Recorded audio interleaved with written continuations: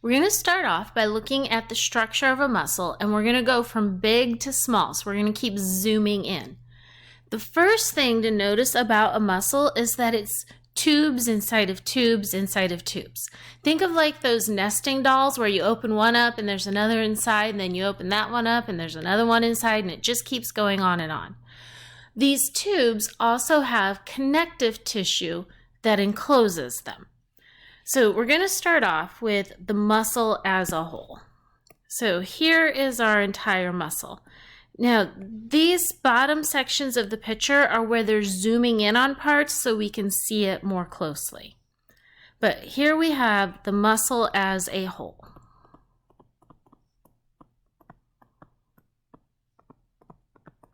And it is enclosed in a connective tissue wrapping called the epimysium. So look for patterns in words. The epi means on top, and the my refers to muscle. Then that has tubes inside of it. So we have these bundles you can see. And I'm not going to outline all of them, but you get the idea here. Each of these bundles is a fascicle.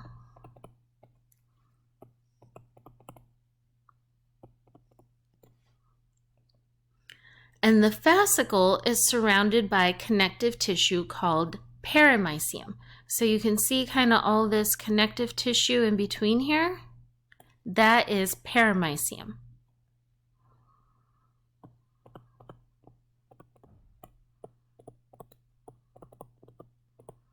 And I'll explain fibers in a minute, but a fascicle is a bundle of fibers, and it is wrapped in perimysium. Notice also this is where you have arteries, veins, and nerves. They're embedded in the perimysium.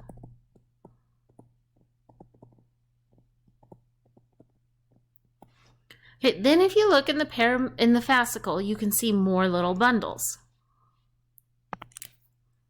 So we have little circles inside here. And you can see it here also. These are the fibers. So if we come out to where they're zoomed in, they're zooming in on an individual fascicle. And then within that fascicle, we can see the fibers. And here is zoomed in on an individual fiber. A fiber is a muscle cell. So when we're dealing with muscles, we tend to say a muscle fiber instead of calling it a muscle cell, but it is just a cell. And muscle cells are long tubes of protein.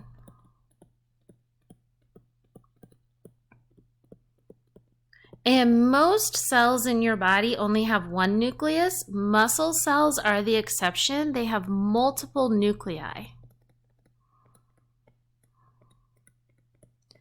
The reason for this is when you were an embryo, you started off with a bunch of short muscle cells. So they were like this. And each one had its own nucleus. Well, now as an adult, your muscle cells are very long. The way you got these long cells was these individual ones fused into one long cell. And you kept all of those nuclei. So that's why muscle cells have multiple nuclei. They're actually several cells that fuse together. And the fibers have a connective tissue around them called endomysium.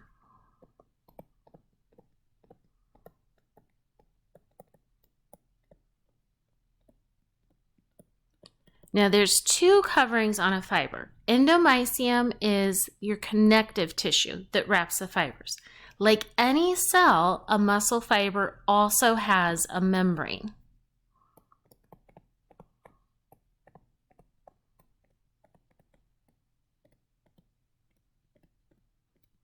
And with muscles, there's a lot of things that we give it unique names. So just like we don't say muscle cell, we say muscle fiber. When you're talking about muscle fibers and their membrane, you don't say the cell membrane or the plasma membrane like we usually do. Instead, it's called the sarcolemma.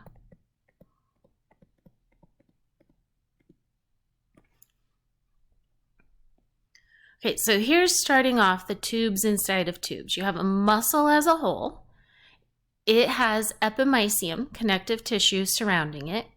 That has long tubes called fascicles, which have perimysium wrapping them. Within a fascicle, you have these long tubes called fibers, which are wrapped in endomysium.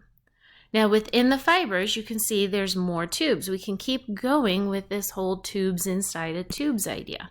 So see, there's all these little dots here inside the fiber. These little dots in the fiber are the myofilaments.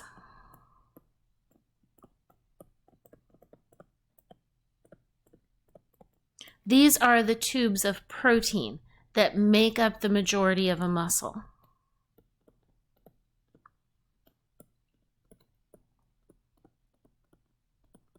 And there's several types of protein in a muscle.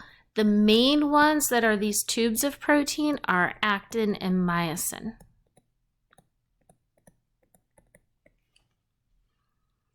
So now we're going to move on to the next picture, and we're zooming in. So this is an up close of a fiber. So you can see here the fiber level, right here, this circle, this circle. Now we're zooming in up close. So this right here, fiber, is what we're looking at up close here. So remember, we have the sarcolemma, that's the cell membrane.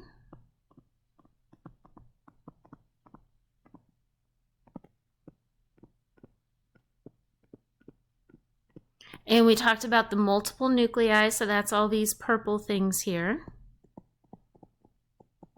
There's another one here and another one here. The little yellow things that you see are mitochondria. Right, there's one here and one here.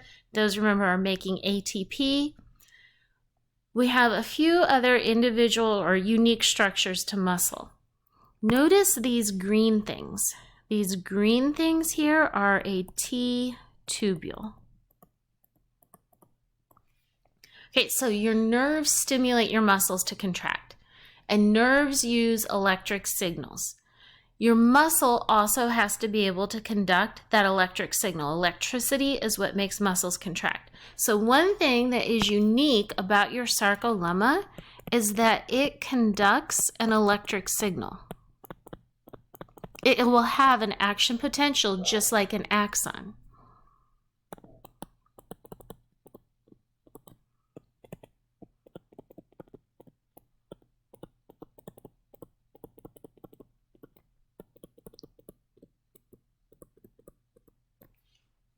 So an axon is a part of a neuron that conducts an electric potential, and the sarcolemma is going to do that. It's going to have action potentials like neurons do. Notice also there are these holes. You have these pores, and those pores line up with the T-tubules.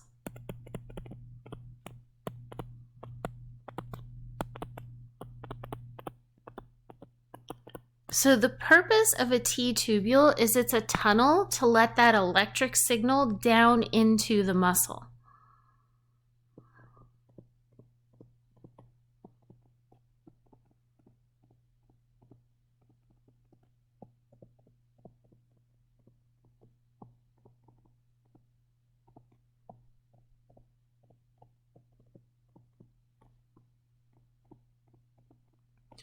Then next to the T-tubule, there's all this purple stuff. This purple webby stuff is sarcoplasmic reticulum.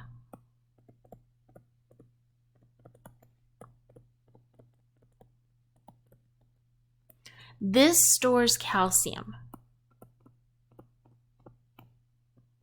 So if you think back to chapter 7 when we learned about bones, we talked a lot about maintaining blood calcium in that chapter. And one of the reasons you have to maintain blood calcium is your muscles need it in order to contract. So your muscles take calcium from your blood and they store it in this sarcoplasmic reticulum. Notice at the edges of the webs, you have these flat areas that are pressed right up against the T-tubule. That flat end of the sarcoplasmic reticulum is called a terminal cisterna.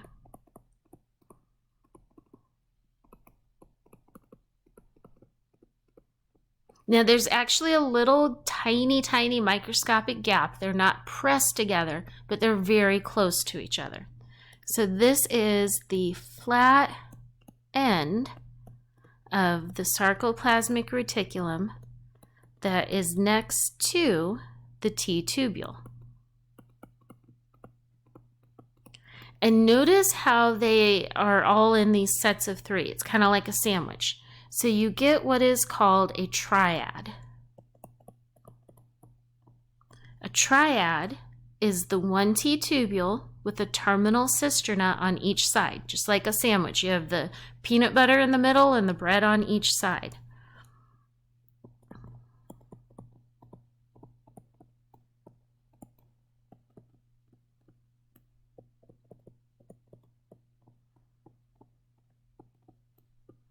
And that terminal cisterna is filled with calcium.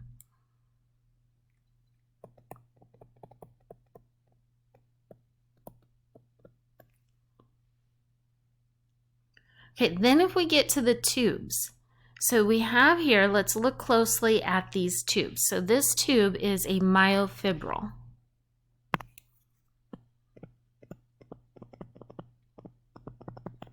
So this is a myofibril, and then within the myofibril we have our actin and myosin.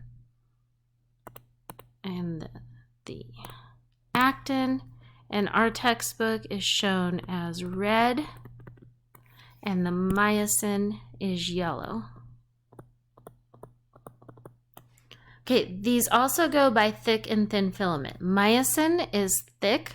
So of these two proteins, myosin is the thicker one, so it is also called the thick filament.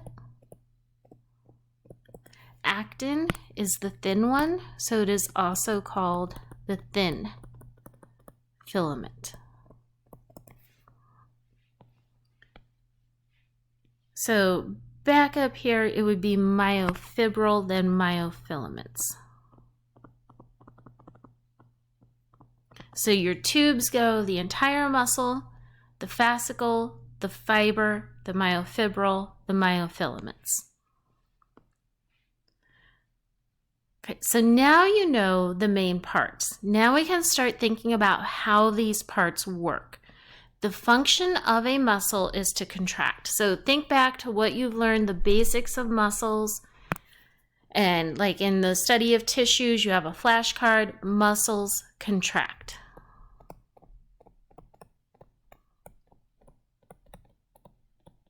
Well, that means that they get shorter. If something contracts, it gets shorter. So think about body movement. When your muscle contracts, it gets shorter and it pulls on a bone, and that makes the bone move.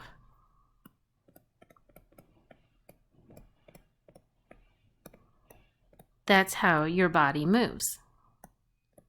Right? And you just learned that in chapter 9, like with the elbow model where you had the rubber bands. When the rubber band gets shorter, it pulls on the bones of the forearm and moves them.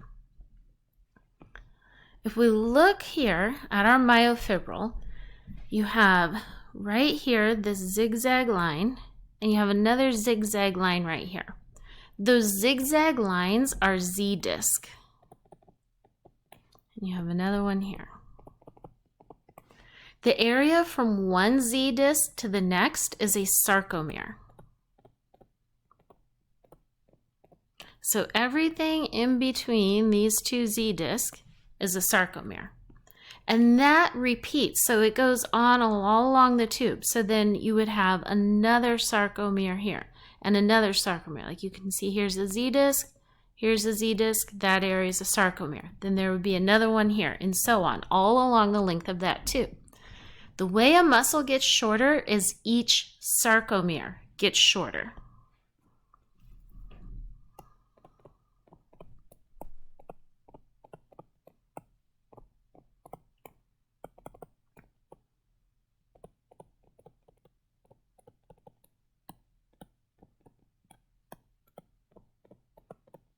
And if all those sarcomeres get shorter, the whole fiber gets shorter. And when the whole fiber gets shorter, that makes the muscle shorter. Okay, so we just talked about sarcomeres. Here is some sarcomeres up close. Remember, it goes Z disc to Z disc. So here, these zigzag lines are your Z disc. So here's a Z disc, here's a Z disc. So this area from one Z disc to the next is a sarcomere. Okay, and then here's another Z disc. So here's sarcomere number 2.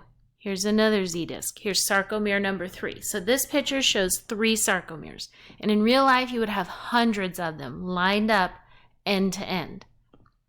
Okay, so now that we're zoomed in on a sarcomere, and just to go back and show you how it relates to the previous picture, remember, here's a sarcomere, the area in pink.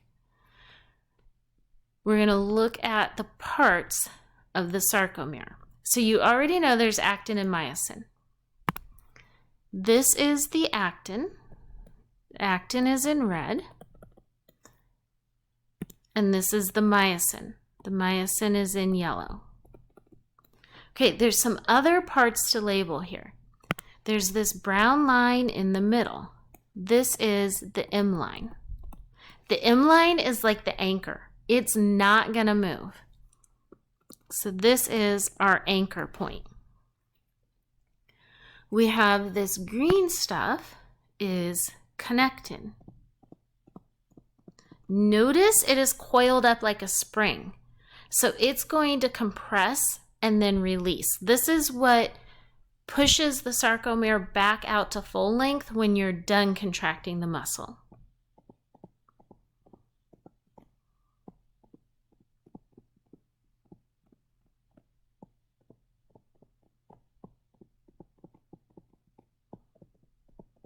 It's a spring that gets compressed when the muscle contracts. Okay, if you look closely on the actin, there's a green line that wraps around it and then those blue dots. Now remember, all of these colors are just colors that the artist of our textbook picked in order to make this easier to see. It's not these colors in real life. But we have here this green line that wraps around the actin is called tropomyosin.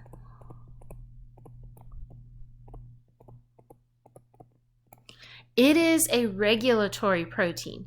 Its job is to prevent the muscle from contracting. You don't always want your muscles to contract. They have to alternate between contracting and relaxing. If they just contracted and stayed contracted, you would have rigid paralysis. So you have to also relax.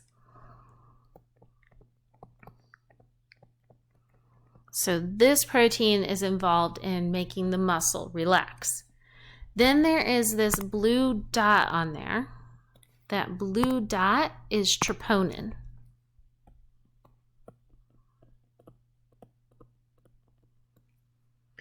Some of you may have heard of troponin before. If somebody's had a heart attack, they find lots of troponin in the blood. The heart is a muscle. The heart also has troponin. And when a muscle gets injured or damaged, the troponin breaks off and it floats out into the bloodstream. So that's true of skeletal muscle also. If you get an injury to your skeletal muscle, you're going to have high levels of troponin in your blood. So that's how they can test somebody to see if they've had a heart attack, is they do a blood test and see if there's a lot of troponin in the blood. Okay, so those are the basic parts of a sarcomere. Now we know that the sarcomere is going to get shorter. And we know that the borders of the sarcomere are the Z disc. We know that the M line is the anchor.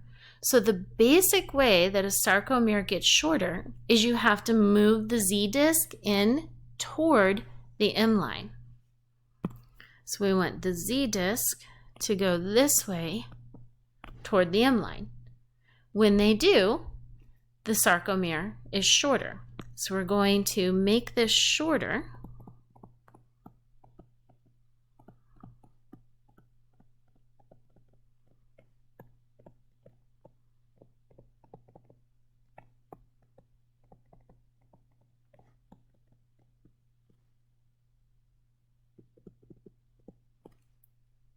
Okay, so now let's think about how we're going to do that. How do we get the Z disc to go to the M line? Well, notice that the actin is connected to the Z disc.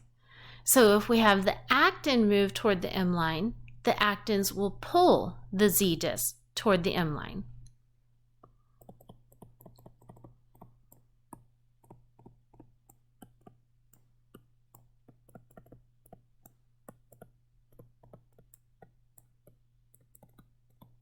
Okay, so let's keep going.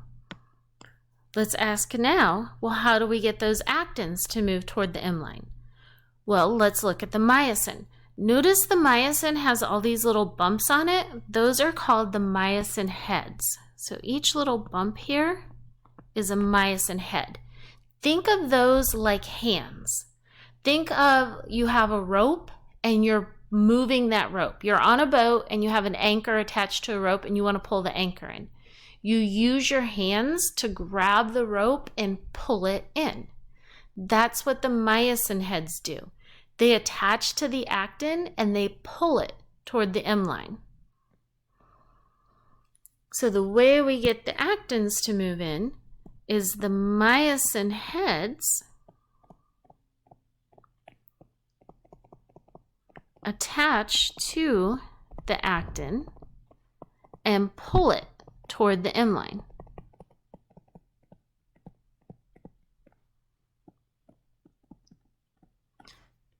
Okay, so now let's review what we know so far. We know that the muscle contracts means it gets shorter. We need the sarcomere to get shorter.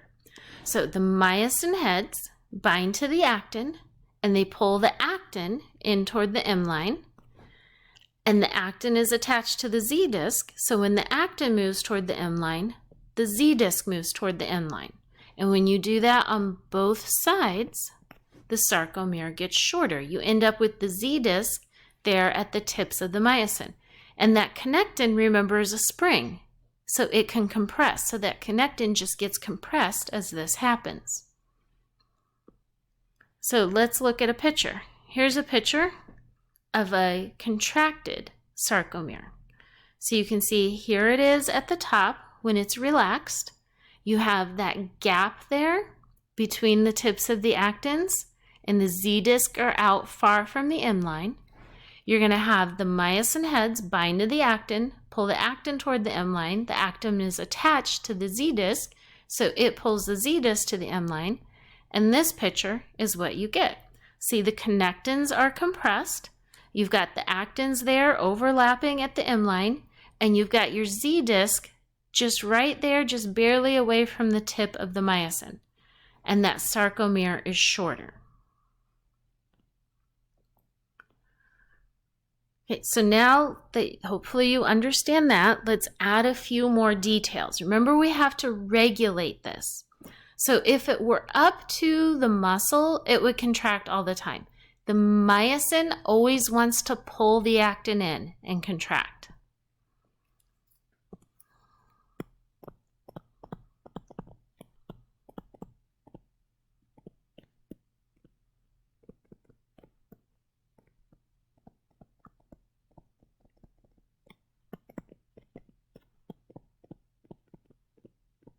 We have to have a way to control this. You only want it to happen when your brain decides that your muscle should contract.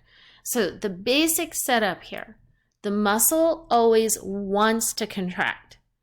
When your brain wants the muscle to be relaxed, you have to stop it from contracting.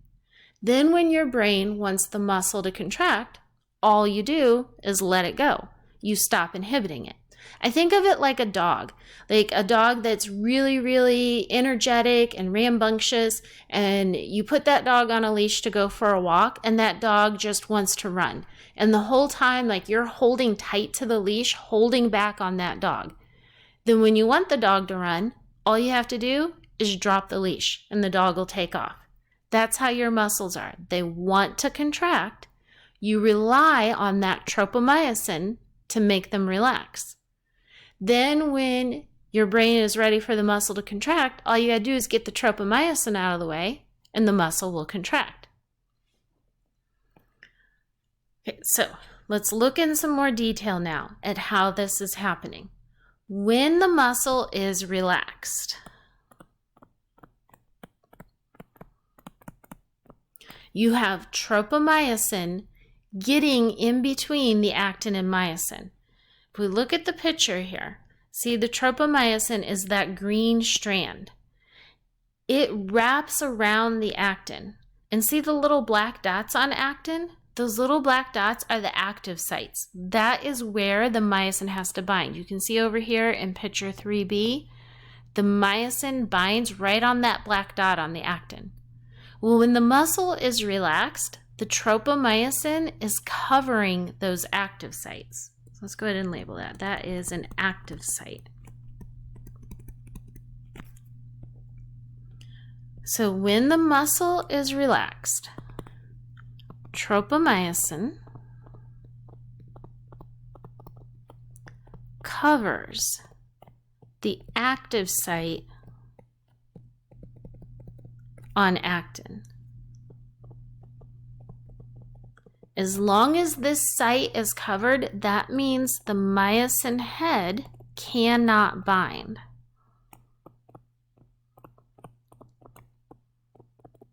And therefore, myosin can't pull actin in and the muscle can't contract.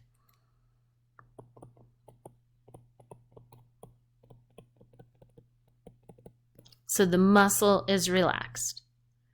Now let's look at what happens when your brain wants the muscle to contract.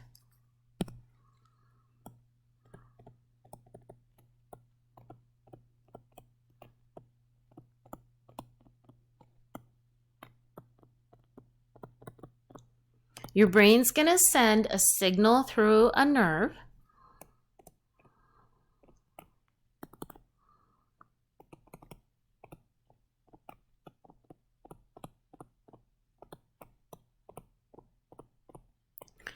And that nerve is going to cause an electric signal on the sarcolemma.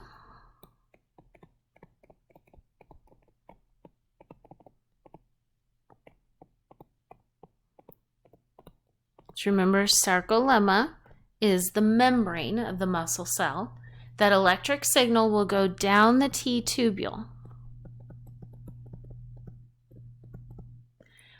Okay, remember what's right next to the T-tubule? Sarcoplasmic reticulum, and terminal cisternae are the flattened ends of the sarcoplasmic reticulum. When the electric signal is in the T-tubule, it causes that terminal cisternae to open its calcium gates. So the electric signal in the T-tubule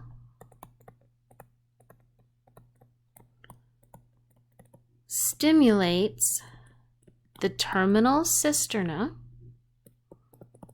And if you need to, go back and look at the picture of that. We'll just go ahead, we'll look. Right there, the T-tubule. Remember, it has a terminal cisterna on each side. When there's an electric signal in that T-tubule, it makes that terminal cisterna open its calcium gates.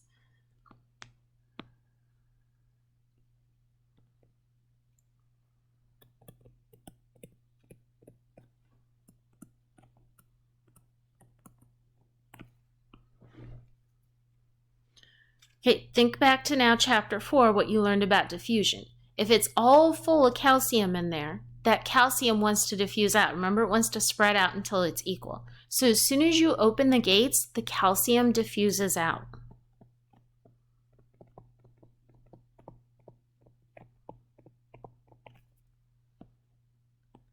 Okay, in this picture, that little tan dot is the calcium.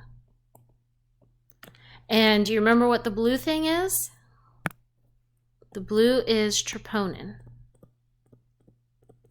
Notice the calcium binds to the troponin.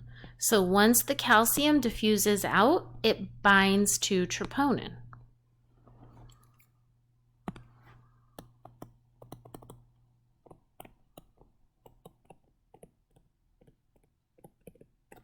Troponin is attached to the tropomyosin. So once you have calcium binding to troponin, then the troponin moves the tropomyosin off of the active sites. So that's why in this picture, the active sites are exposed. The tropomyosin has been moved by the troponin because calcium bonded to it. So once calcium binds to troponin, then the troponin moves the tropomyosin. Now that tropomyosin is out of the way, actin's active sites are exposed.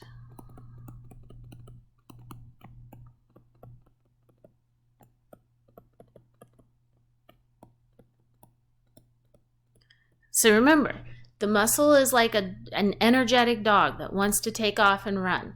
And the tropomyosin is the leash that is holding that dog back. Once you drop the leash, the dog takes off. So your muscle always wants to contract. You inhibit it with tropomyosin because it blocks the myosin from being able to bind to the actin. Then when your brain sends a nerve signal, the nerve signal goes down the T tubules. It makes the terminal cisternae open their calcium gates. The calcium diffuses out. Calcium binds to troponin. The troponin moves the tropomyosin. So basically, the calcium is a signal saying, hey, drop the leash. And once you drop the leash, now the myosin is free to bind to the actin, pull it in, and the muscle's going to contract. So let's look at how that happens.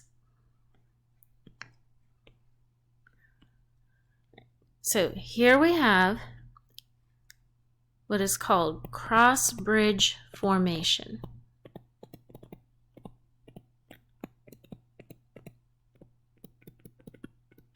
Once the tropomyosin is out of the way, the myosin head binds to the actin. So we don't go around saying myosin head binds to actin. We say a cross-bridge has formed.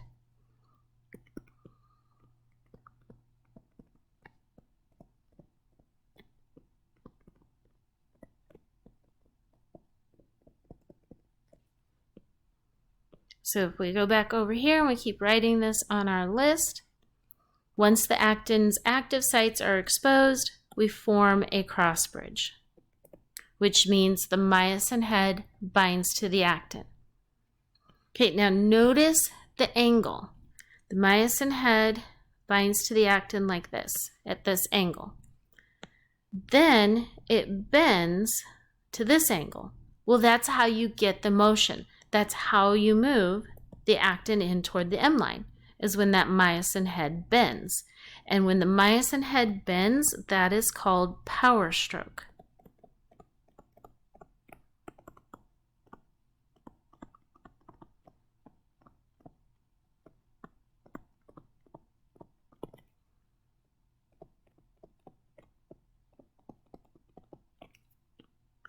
So it binds out at an obtuse angle, then it bends to an acute angle, and that's what pulls the actin in. So after you form a cross bridge, then you power stroke. Okay, this also is when you use your ATP. Remember when you use ATP, it breaks into ADP and PI. So right here, this is ADP and PI, and then here it is released. And remember, this is going to go back to the mitochondria to be reattached. Think back to chapter 3 for that. But every time you do a power stroke, you use an ATP. Okay. Now think about back to being on a boat and pulling in an anchor. You can't just grab the rope and pull it once and all of a sudden the anchor's in. You have to repeat, right? So one hand grabs the rope and pulls. Then while the first hand is holding the rope steady, your second hand reaches out and grabs the rope further down. And then it pulls and your hands keep taking turns. One little power stroke is not going to pull that actin all the way in. Notice you have several myosin heads there. That's like your two hands pulling the rope. They have to, one binds, cross bridge, power strokes, which pulls it in just a tiny bit, and then another one has to form a cross bridge and repeat this process. So just like with pulling in the anchor in your boat, Once the second hand grabs the rope, the first hand has to let go so it can extend back out. It's the same thing here. You have to keep repeating. So the next thing that happens is we have to break the cross bridge. Now, this one is breaking the cross bridge. While it's doing this, another one is back here in step A, forming a cross bridge. You have multiple myosin heads. So while one's breaking a cross bridge, another is forming a cross bridge. Okay, and in order to break the cross bridge, you have to have a new ATP binds. If you don't have a new ATP come in and bind, you get stuck with that cross bridge. And that's actually why rigor mortis occurs. When someone dies, the body gets stiff because without that control from the brain, you release all the calcium and the muscles all form cross bridges and power stroke, but then you stop making ATP once you're dead, so no ATP comes along to allow the breaking of the cross bridge. So rigor mortis is that stiffness of a dead body because all the muscles get stuck right here in step 3. They power stroke, but then they can't break the cross bridge without new ATP coming in.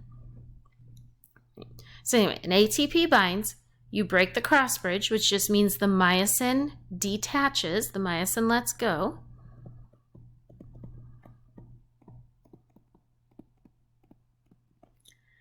And then the myosin resets. So notice the angle. We're at acute. It resets back out to the obtuse angle. And then look at our arrow here. It leads us back. We repeat. We keep repeating that until the actins are all the way in. So you power stroke, then you break the cross bridge, then you reset the myosin, and then you come back here and you repeat with forming a cross bridge. And by the time you've repeated this a few times, the Z disc are moved in here close to the tip of the myosins, and your sarcomere is shorter. So remember, here's how we started. This one is relaxed. It's a long sarcomere. The myosins bind to the actins, cross bridge formation, they power stroke, they pull the actins in toward the M line, and now you have a shorter sarcomere. That's how muscles contract. Okay, so one last picture here is to just kind of put all that together, go over it in the big picture, and talk about how you get back to relaxed. So this is just a summary. So here we have, this is our neuron. And here it is secreting neurotransmitter, which is acetylcholine. And you can abbreviate this ACH. This is the neurotransmitter that makes muscles contract. And when you get that acetylcholine secreted on the muscle, you're going to have an electric signal, which is called an action potential. Remember that electric signal moves along the sarcolemma.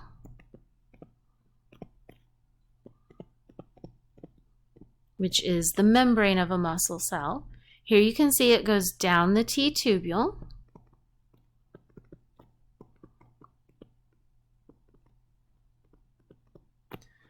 And then here you can see all the calcium diffusing out of the sarcoplasmic reticulum.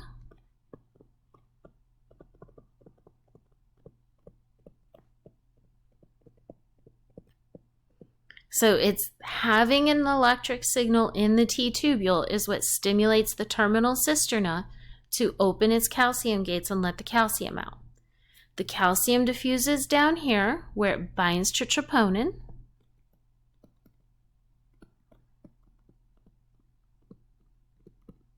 That makes the tropomyosin move out of the way.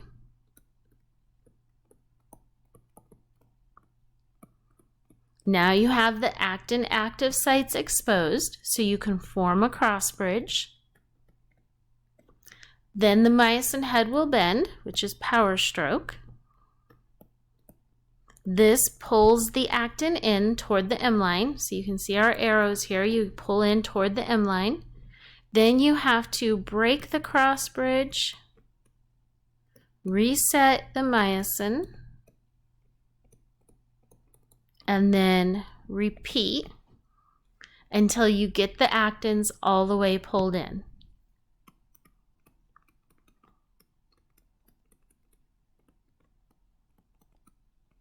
And then remember, the actins pull the Z disc in.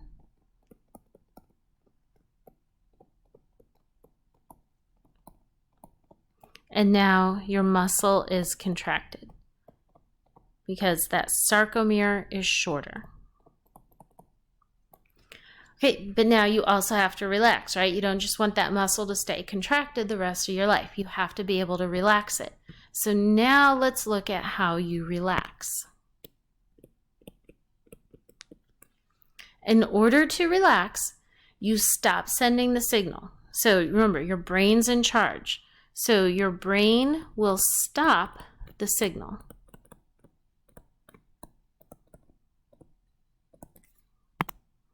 And once the signal stops, there's no more acetylcholine. So then there's no more action potential.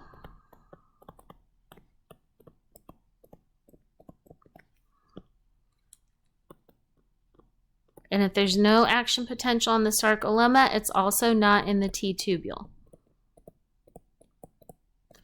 Now you close the gates on the sarcoplasmic reticulum and the terminal cisternae.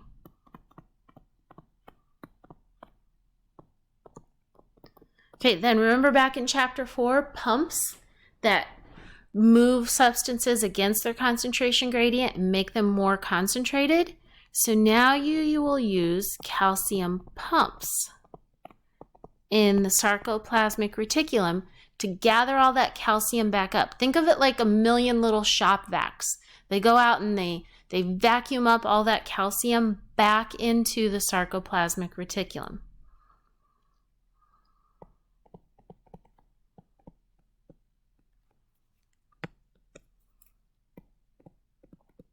So you take the calcium away from the troponin.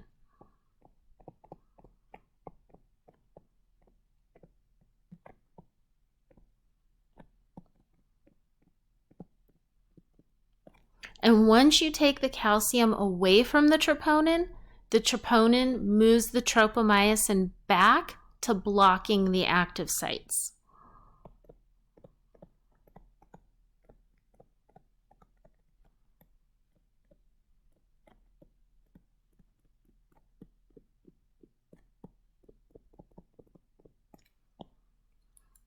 And once that tropomyosin is back over the active sites, you can't make any more cross bridges.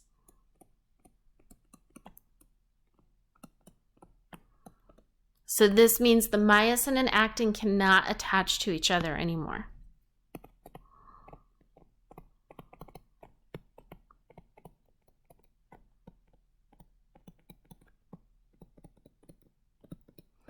And once they can't attach, that connectin springs back out. So remember, our connectin is these little green coils at the end, and they're like a spring. Once the myosin and actin can't hold on to each other, then that spring pops back out, and it pushes the Z disc back out to their resting position.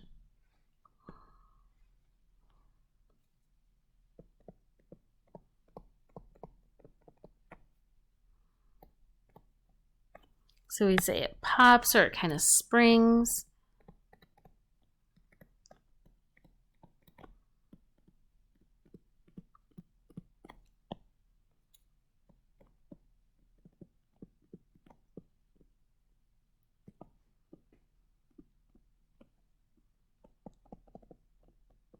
So it pushes those Z discs back out away from the M line. So now the sarcomere is long again. And the muscle is relaxed.